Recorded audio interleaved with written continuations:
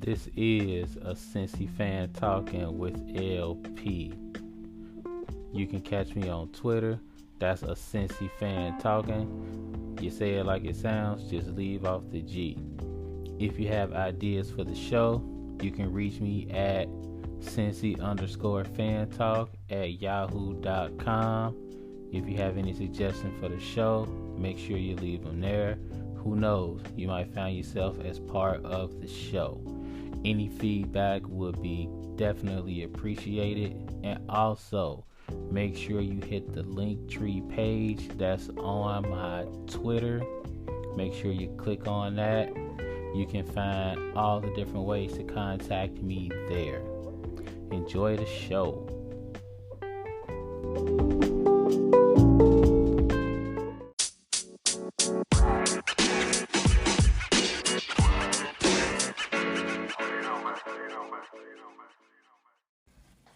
What's up, everybody out there in podcast land? Welcome to another episode of A Cincy Fan Talking with LP. And of course, this is yours truly, LP.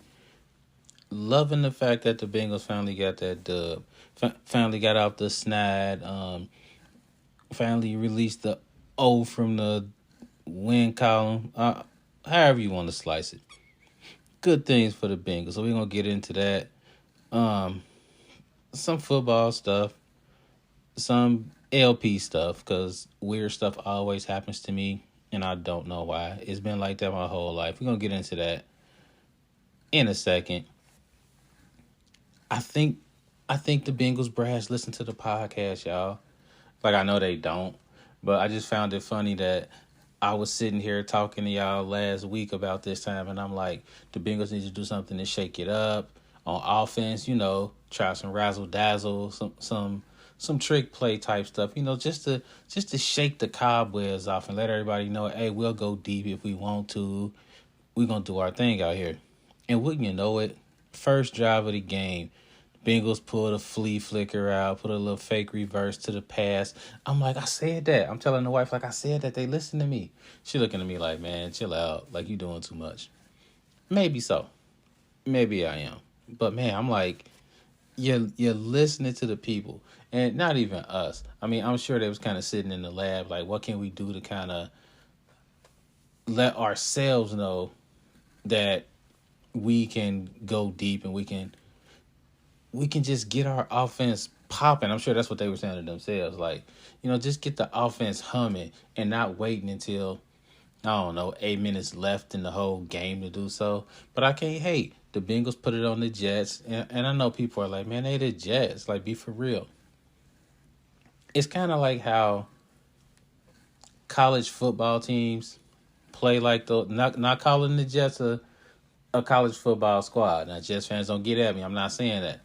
I'm saying, like, how those high-powered teams, those teams that do well every year, they kind of play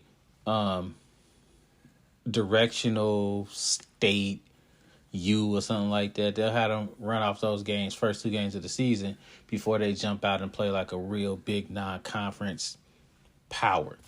They normally do that. They use those first two games as like a test run. You see what works, you see what doesn't work. Then you go into that game against the non-conference folks and you're ready to ball.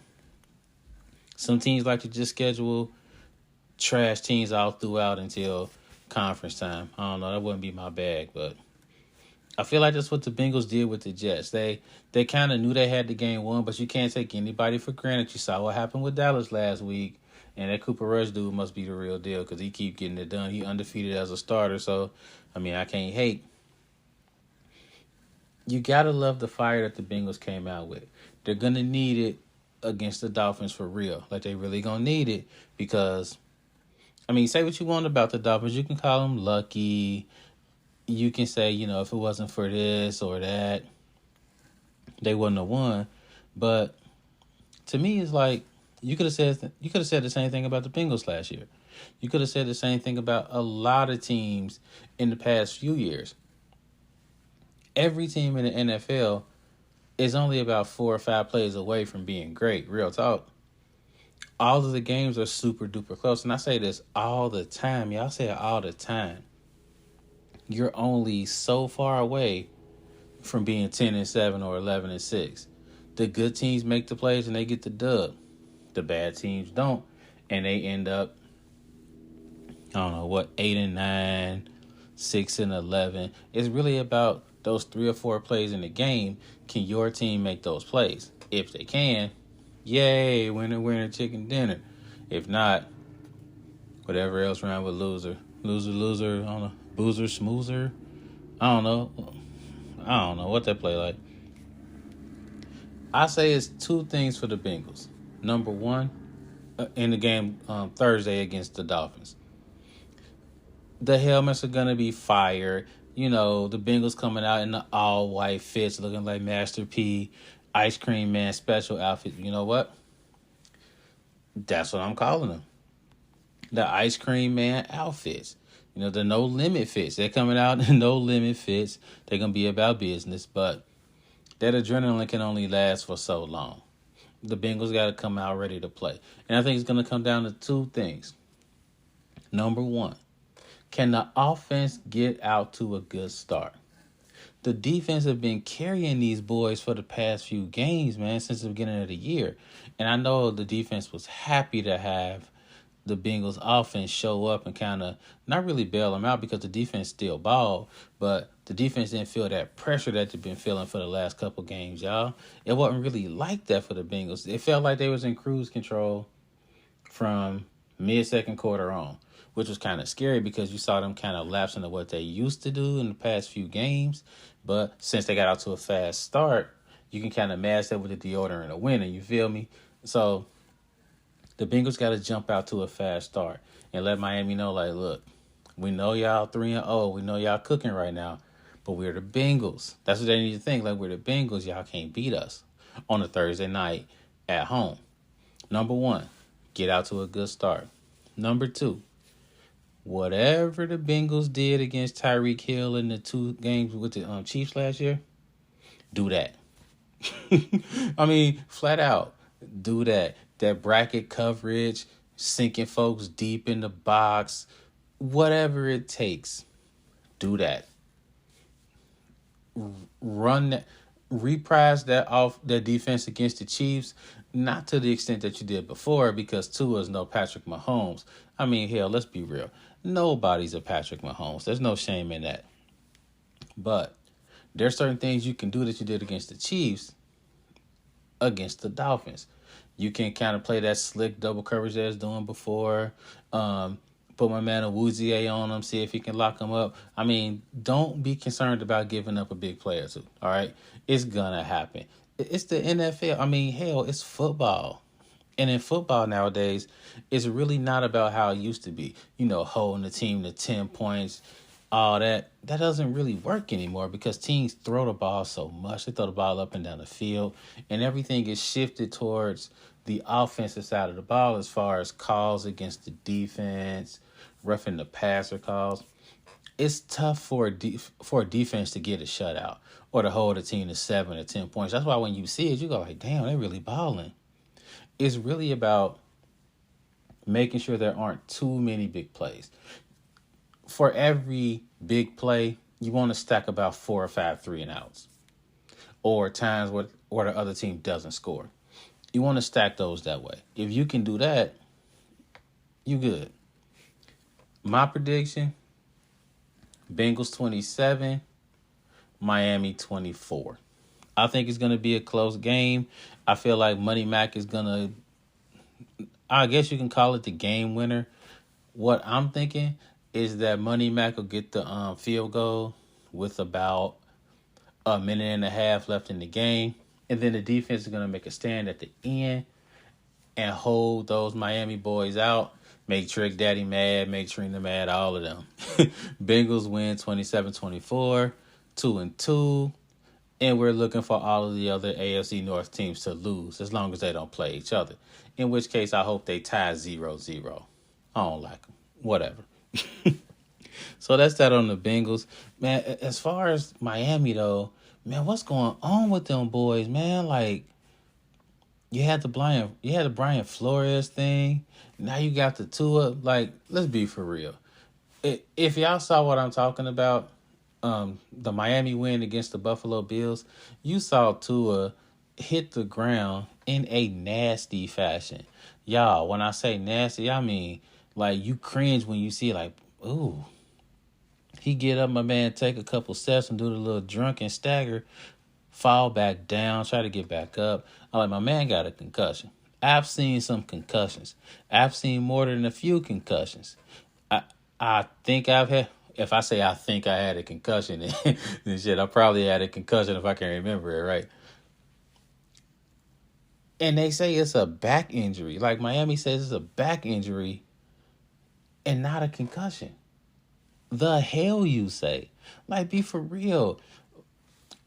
This is why this is one of the many reasons why I feel like we as a country, we don't really value athletes' health. We really don't. I feel like it's all about, can this player get out on the field, help me win, help my bottom line? As a fan, fans are thinking, can my favorite player get out there? We really need him. I don't know why it's we. Like, you don't play for them. So why is it like, we need you out there? Like, come on, slow down, champ. His teammates need him out there. However, if he cannot physically perform or if he's compromised, he needs to sit out. And I'm not saying that because the Bengals are playing the Dolphins and the Bengals might have a better time if Tua doesn't play, which, by the way, there's no guarantees that it's going to be a better time for the Bengals. Teddy Bridgewater can ball out. And y'all know our track record with backup QBs. Y'all know how the Bengals get down with backup QBs, right? When I say "are," I mean as a collective city, we kind of cringe when we see backup quarterbacks. Like, backup QBs have made a name against the Bengals. We could take it all the way back to Brett Favre in '92. Like, people made a name against the Bengals. And Bridgewater's not a bum. Like, he really isn't. The man can ball. So there's not, this is just me personally speaking, there's no humongous drop off between Tua and Bridgewater in my eyes. Not for real. Tua been balling. I mean, if you're saying in the past 3 weeks, then I say there's a big drop off. But overall, career wise, man, I wouldn't be afraid to roll with Bridgewater as my backup. Not at all. I'm not saying he should be the starter, but I'm saying as a backup to come in 4 or 5 game stretch, come on, man. He's definitely not terrible. He's pretty good. So I'm not saying Tua shouldn't play to make an advantage for the Bengals. You know how I do if you listen to the pod. I'm about athletes' health. I'm like, I advocate for athletes' health. And I just feel like people don't do that. People forget that these are human beings. Nobody really cares much about the football player off the field, real talk. They really don't. That's why I'm always telling like these college athletes, get your money, get your education, get all you can out of what you're doing, because these fans don't love you like they say they do. I mean, if a fan was really honest, like myself and people I know, if you're really truly honest about how you view football or baseball or basketball, whatever, it's an awesome distraction. But win or lose, no matter how painful the Bengals loss is, give me about 20, 25 minutes of like going like, dang, they should have won. Man, that's that bullshit. I'm over it, man. Like, it's a game for real. Like, I want my favorite team to beat your favorite team because I want bragging rights and I love my city and I've been a Bengals diehard fan since before I could walk. But to take all of that and go like, I need him to play because we gotta win, and chill out. Like, that's the energy I give to the fan. That's the energy I give to my profession. This is a game. This is a sport. They're making money off of this. They're at work. I think low key that like all of these players, they got many friends on other teams and they just talk shit to each other after the game. Kind of like the way we talk shit to our co-workers and people we know that work somewhere else. I'm sure it's like that. On the field, they trying to show and prove. They trying to do their thing. But off the field, it's like, man, you going to get a drink after this? Yeah, man, I'll meet you up there. Bet. I got you. Show me your city. I'm sure it's like that.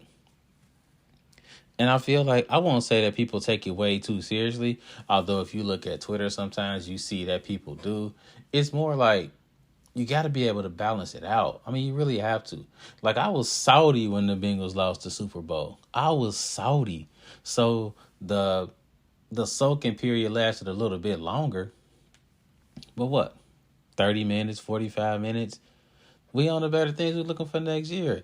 And I feel like people need to take out their whole, y'all got to win, y'all got to play, y'all got to be tough, y'all got to show up and show out and ball. It doesn't matter if you're hurt. Suck it up. These people got full lives to lead after age, 31, 32. A lot of football players retiring age 32, 33. They got a whole ass life after football, man, and they need to be walking. They need to be upright. They need to understand that they have more memories to make after football. And people need to advocate for that, man. People really do. I mean, that's my personal opinion. And not that it's not serious, Like I said, you want your team to win. I'm not saying that. All I'm saying is fall back a little bit. Like, we got to prioritize health. Especially for football players, man. They get knocked in the head. And I don't know if my son could play football, real talk. I enjoy watching football. I really do. But seeing firsthand what you have to do, even as like a high school football player, just seeing all of that, I'm like, I don't know if it's worth it, man, for real. That's why I'm watching the players. I hate some of the teams. I really do. But it's more like a don't beat my team hate. Like chill out. Other than that, man, for real, man, y'all gotta lift people up, man. Y'all gotta make sure y'all looking out for your fellow man. That's just how I feel about it. I guess it's normally the part where I say, we'll be right back, but man, we're just gonna keep it rolling. Like, let's just keep cooking. Let's do that. What happened? Okay. So, the whole teacher vibes, right? Nobody's paying for stuff for us. I could cry y'all a river with this whole thing. Shout out to Abbott Elementary, man. They realize showing the realness when it comes to this teacher life. Real talk. But, you got to grab pencils. When I go to the store, I pretty much have it in my brain. I'm going to pick up some stuff for the house. And if I see some pencils for the low, I'm grabbing them. If I see some construction paper for the low, I'm grabbing it. Like, my brain is trained to do this. Like, ask a teacher and see what happens when they go to the store just to pick up, some knickknacks or whatever. Pick up some, sandwich bags for the house or something like that. I guarantee you, they walk in looking for 2 things, they leave out with 10. They see some rulers for the low. They go like, dang, that'll look good in the room. Let me go ahead and grab this. Man, these kids don't never have pencils. Let me go ahead and grab some pencils. Even though I tell them every day to bring pencils to class, and I see them with pencils in another class, and by the time they get to my class, they don't have a pencil. Who would have thought that, right? I'm not about to get on their case for a pencil. I mean, true, they should be prepared for class, but we got learning to do. And I'm not about to make a fuss over somebody not having a pencil and slow up the class and embarrass the kid. And I mean, it's a whole thing. And I'm not about to go through that. I'm not a rookie. Like, I'm a vet. So I'm like, you know what? Grab a pencil. Sharpen it if you need to. Sit down quickly. We got work to do. We got to work. So I'm in Family Dollar. I frequent this Family Dollar. And today the line's kind of long, right? I got my 8 items that was only supposed to be sandwich bags and detergent, but who knew, right? So it's this guy, and he's like 3 or 4 steps behind me. He leaves the line, grabs like 3 or 4 things, and just clean walks out. A couple of the ladies at the front register They're like, excuse me, sir, you got to pay for those. And no lie, he says, I'm turning around right now. That's what he said. I'm turning around right now. Didn't even make an attempt to turn around, y'all. Real talk. No attempt to turn around whatsoever. He just walked out. And we all looking at each other like, dang. He walked out with a couple headphones, batteries. Like he had some for Family Dollar. He had some big ticket items. You understand what I'm saying? This Family Dollar. I mean, they're not keeping the super duper good stuff right out for you to take, but he had some good stuff. And the ladies look at each other and they looking at us, and we looking like, dang, is it open season? Like, not that I was about to take some, I'm just playing around, but I'm like, dang. And the ladies like, this is what they said. This is what they said, not me. They like, shit, I ain't about to go chase him. It ain't worth it. They don't pay us enough to be loss prevention. I was about to give her a high five, man. And it's not like I'm advocating stealing, but it's because I'm not. Now, if my kids out there, they probably like, come on, daddy. You remember? That was different. Like, like I wasn't stealing to like, steal. It was more like I needed books for school and I had to like, get the books for school. That's different. I digress. I'm high-fiving her because I'm like, it's good that you're putting yourself over a couple of sucker headphones and some batteries and whatever else dude took. She's like, it's not my job to be, loss prevention. It's not my job to like karate chop dude and knock him down, to take some headphones that probably cost a grand total of $25-$30. Nah. Show your boss the video and explain what happened. And if they expect you to do that, quit. Flat out. Like, it's not even worth it. And we looking around, we like, did he have more people with him? Are they about to start robbing people outside? I mean, you pretty brazen and just walk out of a Family Dollar like you own the place with mad stuff. I walk out of the spot, going to the car, and I see dude just walking down the street, attaching the headphones to whatever he got. I'm like, wow, dang, is my neighborhood jumping off crazy? Is this an isolated incident? I don't know. It's like I just see the weirdest stuff. Like, it's like weird events happen around LP whenever LP goes somewhere. And it's weird. I always have a story and people are like, dude, you making this up. I'm like, this stuff happens all the time. Like, I told y'all this before. I'm just at the gas station. I hop out. The wife, quote unquote, is making me buy lottery tickets. I be low key mad that I'm buying lottery tickets, but I'm like, if I don't buy the lottery tickets and some dumbass numbers that I will play actually hit, I'm not gonna hear the end of it. I'm really not. Like, the numbers that we play, our kids' birthdays, our anniversary date. I have nightmares that I'll say, man, I don't feel like going in there, waiting in that long ass line and buying lottery tickets, and I'm not going to win. And then one fateful day, all of those numbers pop up and the wife just looking at me like, we could be like multimillionaires right now, right? And I'm looking back at her and I can't say nothing. Like, there's nothing I can say. All of the numbers that I will play hit.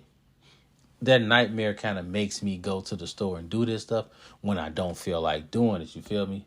So, again, another true story. I said this on the pod before. I'm walking in and like between me and the front door is a car, a white car, and there's like 3 girls twerking on top of the car. Just going hard. It's the dead of December. You can see the smoke coming out of their mouths. The car door is hot and it's steaming. And they just twerking their little lives out. And the messed up part, y'all, here's the messed up part. Nobody stopped to watch. Nobody put up their phone to like take footage. And this was like pretty much 90% men walking in and out. It's like nighttime in December. Everybody bundled up, except for these poor ladies just twerking it out. Nobody's looking at them. I wanted to throw them a five real fast because I felt so bad, y'all. Like, for real, I just wanted to throw them a five real quick. Here, take this, y'all. Use it to cover your body up. Like, use it to cover your legs up or something. I don't know. Just stay safe out here. I just walked past. Like, they blowing the horns, looking for attention. Nobody cares. The hawk is out. And I'm like, I tell the wife what happened, and she just looked at me like, dude. And I'm like, dude. This is the stuff that I encounter on a regular basis. Like, this is a Tuesday night for your boy. And I don't know. I've been told by family members that I just have that face. Like, I had that face where it's not a face that's awesomely, strikingly, like, handsome, Squidward handsome. But I have eyes that make you think that I want to talk to you. That's what my brother said. Trick me out. Like, my eyes just look like I want to hear all your problems. So drunk people just talk to me at the bus stop when I used to ride the bus as a kid. People just, hey, so what's going on there? I see your book bag. Let me tell you about what happened in 76. Man, I don't care. I'm trying to catch the bus. That's the life for your boy. That's what happens. I bump into so many strangers that just talk to me like, hey, what's going on? And we just waiting in lines. I'm just chatting people up. I don't know. It's just weird stuff, man. It's like it makes for good podcast material. I'm walking podcast material. I go like, and that's what the homie Jim. Shout out to Jim. That's my main man. Make sure y'all catch the Friday night music party. He have it going on with a nice little mix of music. Like, I don't know, man. Like, I just pop in. I just tell him like, look, man, it's wild. I don't know. Like, I really don't. What we on? All right, man. Before I ride out, I kind of make it my charge to give you good stuff to watch because I'm watching TV all the time. TV on the phone, TV in the house, like all the time. I'm just watching random stuff. So I stumbled upon this documentary. It's on Netflix. As a matter of fact, I think Netflix produced it. It's called The Perfect Bid. And it's about this guy. Y'all might have seen it. Most of y'all probably haven't. It's about this guy who was like a Price is Right fanatic. To the point where, I don't want to give away too much, but I want to make sure that you go and watch it because it was good. To the point where he knew all of the prices for all of the merchandise off the top of his head. And he became embroiled in this whole fiasco where he got accused. Well, not he got accused. He got accused of some crazy stuff dealing with the Price is Right. I'm like, who takes the time to memorize all of that stuff? I'm like, dude had that math brain working. It was done very well. Bob Barker is in it. Drew Carey is in it. All of the people that's accused of the stuff is in it. So it's not like you're hearing stuff secondhand. That's what I really like about documentaries like this. You're hearing it from the horse's mouth exactly what happened. And then it's not just their point of view. It's everybody else in there as well. And it's one of those things where they're not trying to push you to think one way. Like, dang, dude cheated. Nah, dude didn't cheat. Somebody else cheated. Nah, they give you all the information and then just go like, what do you think? I like documentaries like that, y'all. Like, those are the ones. Like, don't try to make me feel a certain type of way. You know, if you want your story out there, go and get you a Lifetime unauthorized movie and do it that way. Like, then we can get all of your stuff. But if you coming out here and telling me something I don't know about, give me everything. Like, I want to know about your side. I want to know about the other dude's side. I want to know what the Price is Right was thinking. I want all of that. And they did a really good job of doing that. So it's called The Perfect Bid. It's on Netflix. I definitely on the 4, what was it, the 5 headphone Cincy fan talking stamp of approval. This gets a solid 4 stars. a solid 4 headphones. All right. I say anything that's 4 headphones or up, definitely watch it. I couldn't give it 5 because when you watch it, you'll see that there's just certain things that you thought you would hear from this, and as the thing went on, as the documentary kept going, you just thought you would hear it, and it never happened. And so it left you kind of feeling sort of a way, like it's over now, like it's finished. Okay, that was really, really good. That was really, really good. It's kind of like when you go out for like a nice dinner and the appetizer is banging and the main course is banging, the salad is on point, the drinks are right, and they have a great price to them, and everything is cool. And then you get the dessert, and all that's there is tiramisu and cheesecake. Tiramisu and cheesecake is cool, but for everything y'all had here, this how y'all tied it up? Like, this is it? I expected more because everything else was absolutely great. And then I get to the dessert and it's like, let's go get ice cream from the truck that's outside. Let's do that. That's what the perfect bid was. That's what it really was. Beginning excellent, middle excellent. They set you up just great. And then it just ends. So if you catch it, let me know what you think about it. Let me know if you would give it more than the 4 headphones. Let me know if you feel like, I don't know, LP, you kind of sold me on that. And I'm like, my God, that wasn't as good as you said. I don't know. If you like The Price is Right, you'll love this. That's my little segue. That's my little like lead off. If you're a Price is Right fan, you'll be feeling this. If you're a game show fan, you'll be feeling this. If you're a fan of big scandals, you'll like most of this. That's where I'm at with it, man. Hey, go Bengals. Make sure y'all stay safe out there. Give a teacher a high five. Take care of each other, man. And as always, life is good. Catch y'all next week. Peace out.